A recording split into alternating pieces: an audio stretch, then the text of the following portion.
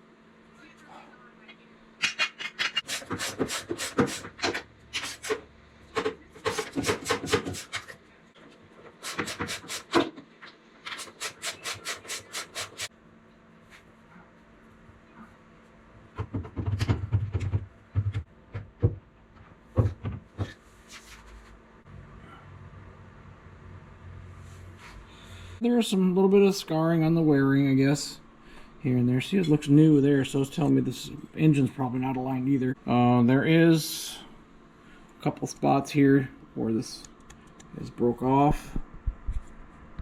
I don't know if you can see that right there. Yeah, see that? You can see that.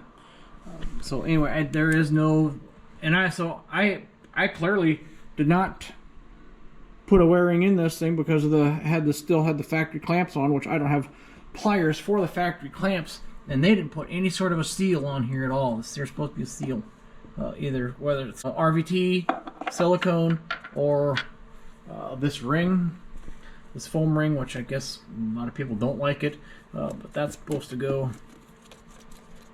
Gets stuck on there like so, and then put your pump on. Either which way, they didn't have anything in between there, so there will be when I put it back together. Alrighty, so here's what I did. I had here's the pump that was originally in the 96 GSX. This is the one that I was working on. I went ahead and put a delrin ring in here, but I'm not too happy with the bearings, how they look, and or the seal for that matter.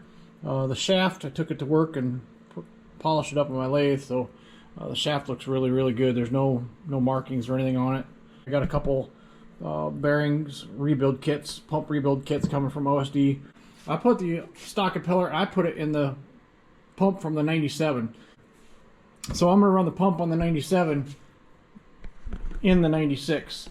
That's just to get me going. It's going to be mid 60s the first part of this week. So I'm going to try to get out there and on the lake and just see if I get rid of that cavitation.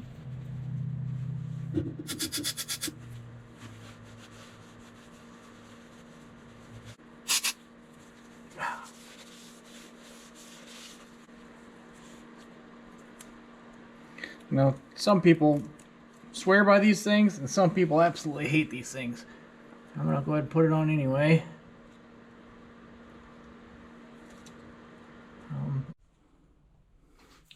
Alright, so now I got the ring that helps seal the impeller. I got my boot. I put the boot in the impeller, and then this ring here goes over the top of it and seals it off. But I want to put this on first. It helps, and I'm going to keep the boot in the impeller when I go to put this together. I think that'll help me out. So I stuffed that full of grease. I got some grease in there on the shaft too as well. And so we're going to try to line this puppy up. I might have to go crawl underneath the SeaDoo. Sometimes you have to turn the shaft, drive shaft a little bit to line up with the splines on the impeller. Then I'll crawl underneath and check out the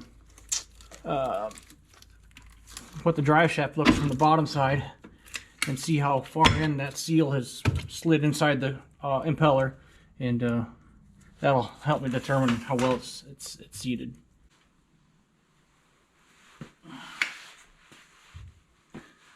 Alright, so it looks like I got about an inch to go here.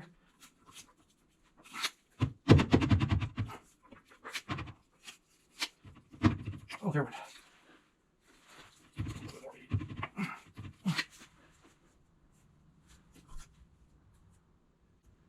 Yeah, it's sealed up. That seal that I put on the, foam seal I put on there, that thing is sealed right up against the face of the I call it the hull. It's really not the hull. But that's what I call it, at least anyway, so it's easier to understand. But anyway, that puppy is pressed up against her nice. Just kind of, I'm going to set this on low setting just to kind of help snug them in place here.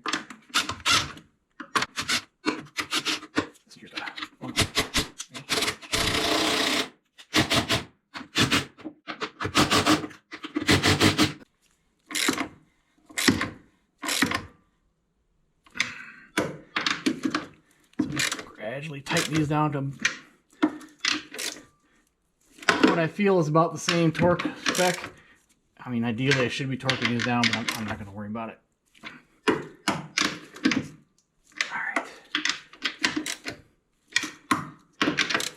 All right. That'll be it for that. Then I'll put some fluid in here, put the steering cone on here and the trim nozzle, all that stuff, and we'll be good to go. Woo doggy, that's a wrap. We got the pump all installed now. Put a new wiring in there. I started it up, man, that wiring looks so much better than the old wiring that I had in there. The distance between the wiring and the impeller is so much tighter than it was with the old wiring. So, man, that's going to be reducing a lot of the cavitation problem I had. Plus, I also got the foam gasket on the front of that thing too as well to help seal up the face of that wearing a little bit better too. So between those two things right there, that should make a big difference on the cavitation. Next Monday, or Monday, Tuesday, Wednesday, looks like it's going to be mid-60s. So hopefully we can take this thing out one more time. I did see today that they are already lowering the lake level for winter, potential winter rains coming up. But they lower the lake level 3 to 4 feet over the winter time just to help prepare for spring rains. Plus we also get quite a bit of rain here in the wintertime too, and some snowfall. So they lower the water levels of the lakes around here to prevent flooding in the spring. Anyway, they're lowering our lake level, a little bit harder to get in the boat ramp. That should be the only issue with getting in the water this week. Other than that, it's going to be really, really cold. Tonight, it's supposed to be frost warnings tonight, so it's going to be below 32 degrees tonight. But anyway, that's a wrap for now. I'll try to get some videos on Monday, Tuesday, Wednesday, whichever day it is when I take this thing out. So anyway, we'll see what I can do to get this thing out of the water and test the wiring and the seal on the front face of the wiring. So that's all I got. Until next time, we'll talk to you later.